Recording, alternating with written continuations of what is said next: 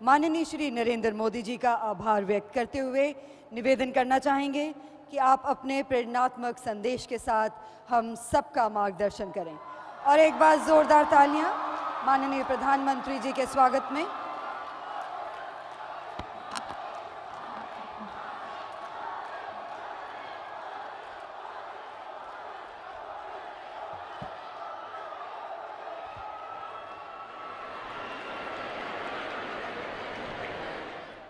प्रियమైన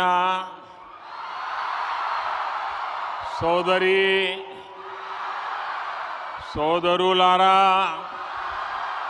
नमस्कारम। आंध्र प्रदेश के गवर्नर श्री विश्वभूषण जी, मुख्यमंत्री भाई जगन मोहन रेड्डी जी, मंत्रिमंडल में मेरे सहयोगी अश्विनी वैष्णव जी, यहां उपस्थित अन्य महानुभाव और आंध्र प्रदेश के मेरे प्यारे भाई और बहनों, आंध्र प्रदेश गवर्नर श्री हरिचंदन विश्वभूषण गारी की, मुख्यमंत्री श्री जगन मोहन रेड्डी गारी की, केंद्र प्रभुत्वंलो ना सहचर मंत्री श्री अश्विनी वैष्णव गारी की, అలాగే ఇక్కడ ఉపస్థితులైన అందరూ మహానుభావులకి మరియు ఆంధ్రప్రదేశ్ సోదరి సోదరులందరికీ నమస్కారం। कुछ महीने पहले ही मुझे विप्लव विरुडू अल्लूरू सीताराम राजू जी की 125वीं जन्म जयंती के कार्यक्रम में आप सबके बीच आने का सौभाग्य मिला था।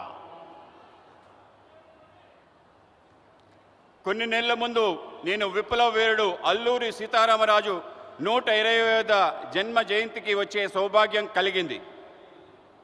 आज एक बार फिर मैं एक ऐसे अवसर पर आंध्र की धरती पर आया हूं जो आंध्र प्रदेश और विशाखापट्टनम के लिए बहुत बड़ा दिन है। ఇటువంటి ఇంకో అవకాశం ప్రాంతానికి వచ్చింది। ఇది ఆంధ్రప్రదేశ్ మరియు విశాఖపట్నానికి గొప్ప దినం। विशाखापट्टनम भारत का एक विशेष पट्टनम है। ये शहर बहुत खास है। यहां हमेशा से व्यापार की समृद्ध परंपरा रही है। విశాఖపట్నం భారతదేశం యొక్క ఒక ప్రముఖ నగరం। ఇది ఒక ప్రత్యేకమైన నగరం। ఇక్కడ ఎప్పుడూ వ్యాపారం సమృద్ధిగా జరిగే పరంపర ఉంది। विशाखापट्टनम प्राचीन भारत का एक महत्वपूर्ण पोर्ट था। हजारों वर्ष पहले भी इस पोर्ट के जरिए पश्चिमी एशिया और रोम तक व्यापार होता था और आज भी विशाखापट्टनम भारत के व्यापार का केंद्र बिंदु बना हुआ है। విశాఖపట్నం ప్రాచీన భారతదేశం యొక్క ప్రముఖ ఓడరేవు। ఈ ఓడరేవు ద్వారా 1000 ఏళ్ల క్రితం నుండి పశ్చిమాసియా రోమ్ వరకు వ్యాపారం జరుగుతూ ఉండేది। నేడు కూడా విశాఖపట్నం భారతదేశం యొక్క వ్యాపారానికి ముఖ్య కేంద్ర బిందువు। 10,000 करोड़ रुपए से अधिक के प्रोजेक्ट का लोकार्पण और शिलान्यास आंध्र प्रदेश और विशाखापट्टनम की आकांक्षाओं को पूरा करने का एक माध्यम बनेगी। 10,000 కోట్ల ప్రాజెక్టులు దేశానికి అంకితం మరియు శంకుస్థాపన చేసే ఆంధ్రప్రదేశ్ మరియు విశాఖపట్నం ప్రజల ఆకాంక్షల్ని పూర్తి చేసే మాధ్యంగా ఉంటుంది। ये योजनाएं इंफ्रास्ट्रक्चर से लेकर ईज ऑफ लिविंग और आत्मनिर्भर भारत तक कई नए आयाम खोलेगी, विकास को नई ऊंचाई पर ले जाएगी। मैं इसके लिए आंध्र प्रदेश के सभी निवासियों को हृदय से बहुत बहुत बधाई देता हूं। ఈ పథకాలు మౌలిక సదుపాయాల వల్ల సులభతర జీవితానికి స్వయం సమృద్ధి భారత సాకారానికి అనేక అవకాశాలు కల్పిస్తుంది. ఇది అభివృద్ధి యొక్క కొత్త శిఖరాలు చేరుకోవడానికి తోడ్పాటు అందిస్తుంది. నేను ఇందుకోసం ఆంధ్రప్రదేశ్లో నివాసం ఉంటున్న అందరికీ హృదయపూర్వక అభినందనలు తెలుపుతున్నాను. मैं इस अवसर पर हमारे देश के पूर्व उपराष्ट्रपति श्री वेंकैया नायडू गारू का भी और श्री हरिबाबू का भी धन्यवाद करना चाहता हूं। वो जब भी मिलते हैं तो आंध्र के विकास के बारे में हमारी काफी बातें होती हैं। आंध्र के लिए उनका प्यार और समर्पण अतुलनीय है। నేను ఈ సందర్భంగా మన దేశ మాజీ ఉపరాష్ట్రపతి శ్రీ వెంకయ్య నాయుడు గారికి హరిబాబు గారికి ధన్యవాదాలు తెలియజేస్తున్నాను. వాళ్ళు ఎప్పుడు నన్ను కలిసినా ఆంధ్ర ప్రాంతం యొక్క అభివృద్ధి వికాసం గురించే మాట్లాడుతుండేవారు.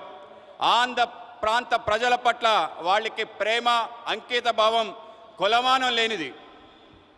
साथियों, आंध्र प्रदेश के लोगों की एक बहुत खास बात होती है कि वो स्वभाव से बहुत स्नेही और उद्यमी होते हैं।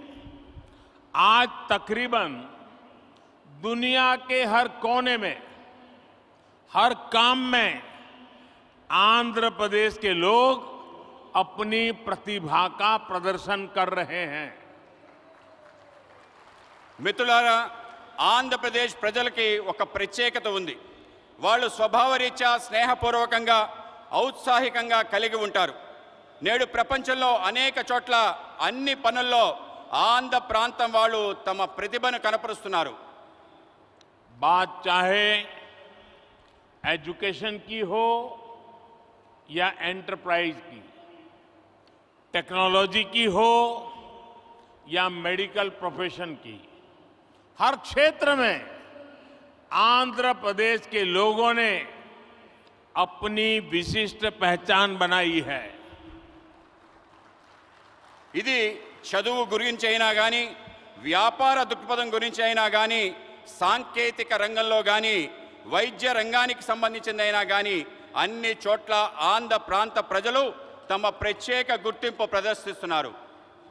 ये पहचान सिर्फ प्रोफेशनल क्वालिटी की वजह से ही नहीं बनी, बल्कि ये उनके मिलनसार व्यवहार की वजह से बनी है। आंध्र प्रदेश के लोगों का खुश मिजाज और जिंदादिल व्यक्तित्व हर किसी को उनका मुरीद बना देता है। ఈ గుర్తింపు వృత్తిపరమైన లక్షణాల కారణంగా కాక వాళ్ళ యొక్క కలుపు కోరుతనం కారణంగా ఏర్పడింది. ఆంధ్రప్రదేశ్ ప్రజల యొక్క ఉల్లాసవంతమైన ఉన్నతమైన వ్యక్తిత్వం వాళ్ళని అలా మెచ్చుకునేలా చేస్తుంది. तेलुगु भाषी लोग हमेशा बेहतर की तलाश में रहते हैं और हमेशा बेहतर करने की कोशिश करते रहते हैं। मुझे खुशी है कि आज यहां जिन विकास परियोजनाओं का शिलान्यास और लोकार्पण हुआ है वो भी आंध्र प्रदेश में प्रगति की गति को और बेहतर करेगी। తెలుగు ప్రజలు ఎప్పుడు కూడా అందరి బాగు కోసం వెతుకుతూ ఉంటారు, అలాగే బాగు చేయడం కోసం కృషి చేస్తుంటారు. నాకు చాలా సంతోషంగా ఉంది. ఈరోజు అభివృద్ధి కార్యక్రమాల యొక్క శంకుస్థాపన జాతికి అంకితం చేసిన విషయంలో ఆంధ్ర ప్రాంతం యొక్క అభివృద్ధి మెరుగుపడడానికి దోహదపడతాయని చెప్పి భావిస్తున్నాను. साथियों, आजादी के अमृत काल में देश विकसित भारत के लक्ष्य को लेकर विकास के रास्ते पर तेजी से आगे बढ़ रहा है। మిత్రులారా, మనం స్వతంత్ర దినోత్సవం యొక్క అమృత కాలంలో ఉన్నాం. వికసించిన భారత అనే లక్ష్యంతో అభివృద్ధి పదంలో ముందుకి తోసిపోతున్నాం. विकास की ये यात्रा बहुआयामी है. इसमें सामान्य मानवीय के जीवन से जुड़ी जरूरतों की चिंता भी शामिल है. इसमें सबसे बेहतर आधुनिक इंफ्रास्ट्रक्चर का निर्माण भी शामिल है. అభివృద్ధి యొక్క ఈ యాత్రలో బహుముఖమైంది. ఇందులో సామాన్య మానవుడి యొక్క ఆలోచన కూడా దాగి ఉంది. ఇందులో ప్రపంచంలో శ్రేష్టమైన ఆధునిక మౌలిక సదుపాయాలు నిర్మాణం కూడా ఉంది. आज के इस कार्यक्रम में भी इंफ्रास्ट्रक्चर पर हमारे विजन की झलक भी साफ दिख रही है. हमारा विजन है समावेशी विकास का, इंक्लूसिव ग्रोथ का. నేడు ఈ కార్యక్రమంలో మౌలిక సదుపాయాల కల్పనలో మా దార్శనికత యొక్క స్పష్టమైన సంకేతం కనబడుతుంది. మా ఆలోచన అంతా కూడా సమ్మిళిత అభివృద్ధి కోసం. इंफ्रास्ट्रक्चर को लेकर हम कभी ऐसे सवालों में नहीं उलझे कि हमें रेलवे का विकास करना है या सड़क परिवहन का. हम कभी इसे लेकर दुविधा में नहीं फंसे कि हमें पोर्ट पर ध्यान देना है कि हाईवे पर. మేము మౌలిక సదుపాయాల కోసం ఎటువంటి సందేహాలకి లోను కాలేదు. అది రైల్వేల అభివృద్ధి అయినా, రోడ్ల అభివృద్ధి అయినా, మనం పోర్టుల అభివృద్ధి చేద్దామా, రహదారుల అభివృద్ధి చేద్దామా అనే విషయంలో సందేహపడలేదు. इंफ्रास्ट्रक्चर के इस आइसोलेटेड व्यू से देश को भारी नुकसान उठाना पड़ा. इससे सप्लाई चेन पर असर पड़ा और लॉजिस्टिक्स का खर्च बढ़ गया. మౌలిక సదుపాయాల్లో ఇటువంటి లోపభూయిష్టమైన ఆలోచన కారణంగా దేశానికి భారీ నష్టం చవిచూసింది. మిత్రులారా, సరఫరా గొలుసు, రవాణా సౌకర్యాలు బహుముఖమైన అనుసంధానంపై ఆధారపడి ఉంటుంది. ఆ విధంగా ముందుకు వెళ్ళడానికి దోహదపడతాయి. साथियों, सप्लाई चेन और लॉजिस्टिक्स मल्टी मॉडल कनेक्टिविटी पर निर्भर करते हैं. इसलिए हमने इंफ्रास्ट्रक्चर के विकास को लेकर के नई अप्रोच अपनाई. हमने विकास के इंटीग्रेटेड व्यू को महत्व दिया. మిత్రులారా, సరఫరా గొలుసు బహుముఖమైన అనుసంధానంపై ఆధారపడి ఉంటుంది. ఇందుకోసం మేము మౌలిక సదుపాయాల కోసం ప్రత్యేకమైన ఒక కొత్త పద్ధతిని ప్రారంభించాం. మౌలిక సదుపాయాలు ఏకీకృత ఆలోచనలకు పెద్దపీట వేశాము. आज जिस इकोनॉमिक कॉरिडोर की नींव रखी गई है उसमें 6 लेन वाली सड़क का प्रावधान है. पोर्ट तक पहुंचने के लिए एक अलग सड़क भी बनाई जाएगी. एक तरफ हम विशाखापट्टनम रेलवे स्टेशन को संवार रहे हैं तो दूसरी तरफ फिशिंग हार्बर को अत्याधुनिक बना रहे हैं. నేడు ఎకనామిక్ కారిడార్ ఆర్థిక లోగుల గురించి ఆలోచిస్తున్నాము. అందులో 6 రోడ్ల సదుపాయం గురించి ఉంది. పోర్టు వరకు చేరడం కోసం ఒక ప్రత్యేకమైన రోడ్డు నిర్మాణం చేయడం జరుగుతుంది. ఒక పక్క విశాఖపట్నం రైల్వే స్టేషన్ని ఆధునీకరిస్తున్నాయి, ఇంకో పక్క మన చేపల రేవుని కూడా ఆధునీకరిస్తున్నాం. साथियों, इंफ्रास्ट्रक्चर का ये इंटीग्रेटेड व्यू पीएम गति शक्ति नेशनल मास्टर प्लान की वजह से संभव हुआ है. गति शक्ति प्लान से न सिर्फ इंफ्रास्ट्रक्चर निर्माण की रफ्तार तेज हुई है बल्कि इससे परियोजनाओं पर लगने वाला खर्च भी कम हुआ है. మిత్రులారా, మౌలిక సదుపాయాల ఏకీకృత ఆలోచన కారణంగా ప్రధానమంత్రి గతిశక్తి జాతీయ ప్రణాళిక కారణంగా జరుగుతుంది. మిషన్ గతిశక్తి ద్వారా మౌలిక సదుపాయాల వేగం పెరుగుతుంది. దీంతో పాటు అనేక ప్రాజెక్టులపై జరిగే ఖర్చు బాగా తగ్గుతుంది. मल्टी मॉडल ट्रांसपोर्ट सिस्टम ही हर शहर का भविष्य है और विशाखापट्टनम ने इस दिशा में कदम बढ़ा दिया है। మల్టీ మోడల్ లాజిస్టిక్స్ బహుముఖమైన రవాణా వ్యవస్థ ప్రతి నగరం యొక్క భవిష్యత్తు. విశాఖపట్నం కూడా ఈ దశగా ముందడుగు వేస్తుంది.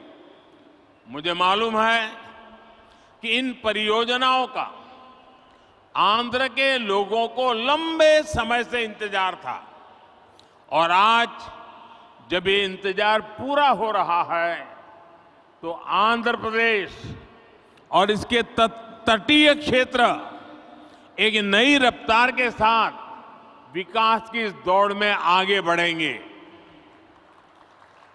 నాకు తెలుసు మీరు ఈ యొక్క ప్రాజెక్ట్స్ కోసం ఆంధ్ర ప్రజలు ఎంతో కాలం నుంచి ఎదురు చూస్తున్నారు. ఈరోజు మీ నిరీక్షణ పూర్తయిన సందర్భం ఆంధ్రప్రదేశ్ మరియు తీర ప్రాంతం యొక్క కొత్త వేగంతో అభివృద్ధి దిశగా ఉరకలు వేస్తుంది. साथियों, आज पूरी दुनिया संघर्ष के नए दौर से गुजर रही है। कुछ देशों में जरूरी सामानों की किल्लत है तो कुछ देश ऊर्जा संकट से जूझ रहे हैं। तकरीबन हर देश अपनी गिरती अर्थव्यवस्था को लेकर परेशान है। మిత్రులారా, ఈరోజు ప్రపంచం మొత్తం కష్టాల్లో ఉంది. కొన్ని దేశాలకు నిత్యావసర సరుకులు కొరతతో ఇబ్బంది పడుతున్నాయి. కొన్ని దేశాలు ఇంధన సంక్షోభంతో ఇబ్బంది పడుతున్నాయి. దాదాపు ప్రతి దేశం వాళ్ళ క్షీణిస్తున్న ఆర్థిక వ్యవస్థపై ఆందోళన చెందుతున్నారు. लेकिन इन सब के बीच भारत कई क्षेत्रों में बुलंदियां छू रहा है। भारत विकास की नई गाथा लिख रहा है और इसे सिर्फ आप ही महसूस नहीं कर रहे हैं बल्कि दुनिया भी बड़े गौर से आपकी तरफ देख रही है। కానీ ఇటువంటి కష్టకాలంలో భారతదేశం అనేక సవాళ్ల మధ్య కొత్త ఎత్తులు చేరుకుంటుంది. భారతదేశం ఒక సరికొత్త అభివృద్ధి చరిత్ర రాస్తుంది. ఇది కేవలం మనం అనుభవిస్తుందే కాదు, ప్రపంచం మొత్తం మన వైపు చూస్తుంది. आप देख रहे होंगे कि कैसे एक्सपर्ट और बुद्धिजीवी भारत की प्रशंसा कर रहे हैं। आज भारत पूरी दुनिया की उम्मीदों का केंद्र बिंदु बन गया है। మీరు చూస్తున్నారు, ప్రపంచం భారతదేశంలో ప్రముఖులు అనేక మంది మేధావులు ప్రశంసిస్తున్నారు. ఇది మీరు చూస్తున్నారు. నేడు భారతదేశం ప్రపంచం మొత్తం యొక్క ఆశల యొక్క కేంద్ర బిందువుగా మారింది. ऐसा इसलिए संभव हुआ है क्योंकि आज भारत अपने नागरिकों की आशाओं, आवश्यकताओं को सर्वोपरि रखते हुए काम कर रहा है। हमारी हर पॉलिसी, हर फैसला सामान्य मानवी के जीवन को बेहतर बनाने के लिए है। ఇది ఎందుకైందంటే ఇప్పుడు భారత్ వాళ్ళ పౌరుల యొక్క ఆకాంక్షలను, ఆశల్ని ప్రధానంగా తీసుకొని పనిచేస్తుంది.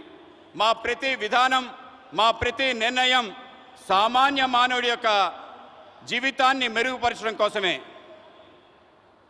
आज एक तरफ PLI scheme, GST, IBC, national infrastructure pipeline, गति शक्ति जैसी पॉलिसी की वजह से भारत में निवेश बढ़ रहा है तो दूसरी तरफ गरीबों के कल्याण के लिए चलाई जा रही योजनाओं का लगातार विस्तार हो रहा है। నేడు ఒక పక్క పిఎల్ఐ స్కీమ్, జీఎస్టీ, ఐబీసీ, జాతీయ మౌలిక సదుపాయాలు, పైప్లైన్, గతిశక్తి వంటి పాలసీలు వల్ల భారతదేశంలో పెట్టుబడులు పెరుగుతున్నాయి. మరోపక్క పేదవాళ్ల కళ్యాణం కోసం అనేక పథకాలను అమలు చేస్తున్నాం. వాటిని నిరంతరం పెంచుకుంటూ పోతున్నాం. विकास की इस यात्रा में आज देश के वो इलाके भी शामिल हैं जो पहले हाशिए पर होते थे. सबसे पिछड़े जिलों में भी एस्पिरेशनल डिस्ट्रिक्ट प्रोग्राम के जरिए विकास से जुड़ी योजनाएं चलाई जा रही है. అభివృద్ధి యొక్క ఈ ప్రయాణంలో దేశంలో అనేక ప్రాంతాలు, అట్టడుగు ప్రాంతాలు కూడా చేర్చబడ్డాయి. ఆకాంక్ష జిల్లాల కార్యక్రమంలో వెనుకబడ్డ జిల్లాల్లో అనేక రకాల అభివృద్ధి కార్యక్రమాలు అమలు చేస్తున్నాం. देश के करोड़ों गरीबों को पिछले 2.5 साल से मुफ्त अनाज दिया जा रहा है. पिछले 3.5 साल से पीएम किसान योजना के जरिए किसान के खाते में हर वर्ष सीधे 6,000 रुपये पहुंच रहे हैं. దేశంలో కోట్లాది మంది పేదవాళ్లకు గత 2.5 సంవత్సరాలుగా ఉచిత బియ్యం ఇస్తున్నాము. గత 3.5 సంవత్సరాల నుండి ప్రధానమంత్రి కిసాన్ సమ్మాన్ నిధి ద్వారా రైతుల ఖాతాల్లో నేరుగా 6,000 రూపాయలు చేరుతుంది. इसी तरह सनराइज सेक्टर से जुड़ी हमारी पॉलिसी की वजह से युवाओं के लिए नए अवसर बन रहे हैं. ड्रोन से लेकर गेमिंग तक, स्पेस से लेकर स्टार्टअप तक हर क्षेत्र को हमारी पॉलिसी की वजह से आगे बढ़ने का मौका मिल रहा है. అదేవిధంగా సన్ రైజ్ సెక్టర్స్ యొక్క ఆలోచన కారణంగా యువతకి కొత్త అవకాశాలు లభిస్తున్నాయి. అది డ్రోన్ మొదలు గేమింగ్ వరకు, అంతరిక్షం నుండి అంకురాల వరకు అన్ని క్షేత్రాల్లో మా పనుల కారణంగా ముందుకు వెళ్ళడానికి అవకాశం దొరుకుతుంది. साथियों, जब लक्ष्य स्पष्ट होते हैं तो आकाश की ऊंचाइयां हो या समुद्र की गहराइयां, हम अवसरों को तलाश भी लेते हैं और तराश भी लेते हैं. आज आंध्र में मॉडर्न टेक्नोलॉजी के जरिए डीप वाटर एनर्जी को निकालने की शुरुआत इसका एक बड़ा उदाहरण है.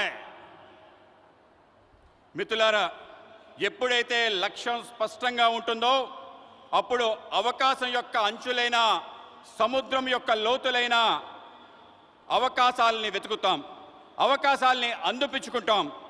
ఈరోజు ఆంధ్రప్రదేశ్లో ఆధునిక సాంకేతిక పరిజ్ఞానం ద్వారా డీప్ వాటర్లో ఇంధనాన్ని వెలికి తీయటం అనేది ఒక గొప్ప ఉదాహరణ మాత్రమే.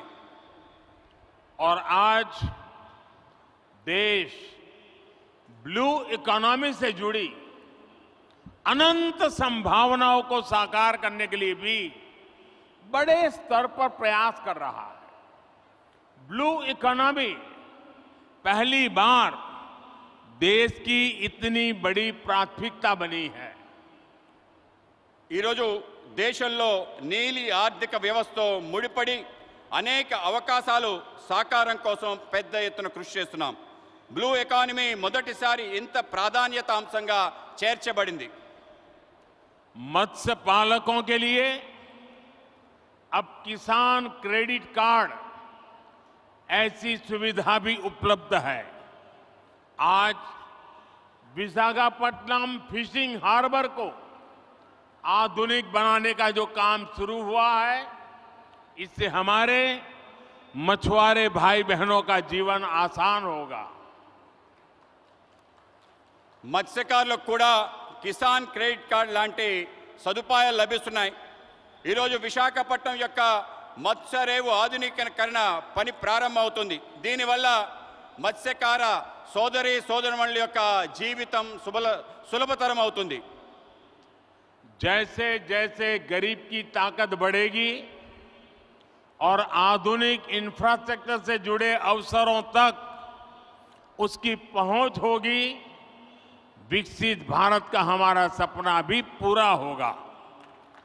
ఎప్పుడెప్పుడైతే పేదవాళ్ళ శక్తి పెరుగుతుందో, ఆధునిక సదుపాయాలు వాళ్ళకి చేరుతాయో, వికసించిన భారత యొక్క మన కల పూర్తవుతుంది।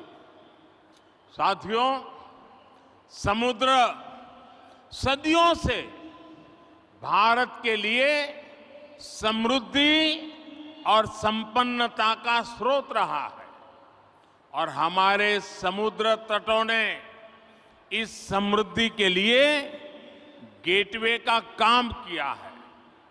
आज देश में पोर्ट लेड डेवलपमेंट के लिए जो हजारों करोड़ रुपए की परियोजनाएं चल रही है, भविष्य में उनका और विस्तार होगा। మిత్రులారా, సముద్రం పూర్వకాలం నుండి భారత్ యొక్క సమృద్ధి సంపద తేవటంలో ఆధారంగా ఉంది। సముద్ర తీరాలు మన సమృద్ధి యొక్క ముఖ్య ద్వారాలుగా మారాయి। ఈరోజు దేశంలో రేవులు, భూములు, అభివృద్ధి వేల కోట్ల రూపాయలలో ప్రాజెక్టులు నడుస్తున్నాయి। ఇవి భవిష్యత్తులో మరింతగా విస్తరిస్తాయి। विकास की इस समग्र सोच को आज 21वीं सदी का भारत धरातल पर उतार रहा है। मुझे विश्वास है आंध्र प्रदेश देश के विकास के इस अभियान में इसी तरह बड़ी भूमिका निभाता रहेगा। అభివృద్ధి కోసం ఇటువంటి సమగ్రమైన ఆలోచన 21వ శతాబ్ది యొక్క భారతదేశం వాస్తవ రూపంలో అవతరిస్తుంది, వాస్తవ రూపంలో తీసుకొస్తుంది। నాకు విశ్వాసం ఉంది, ఆంధ్రప్రదేశ్ దేశం యొక్క వికాసంలో పెద్ద భూమిక ప్రదర్శించబోతుంది। इसी संकल्प के साथ आप सभी का एक बार फिर बहुत बहुत धन्यवाद। ఇటువంటి సంకల్పంతో మీ అందరికీ మరోసారి హృదయపూర్వక ధన్యవాదాలు। मेरे साथ दोनों हाथ ऊपर करके पूरी ताकत से बोलिए, भारत माता की జై, भारत माता की జై, भारत माता की జై। बहुत बहुत धन्यवाद।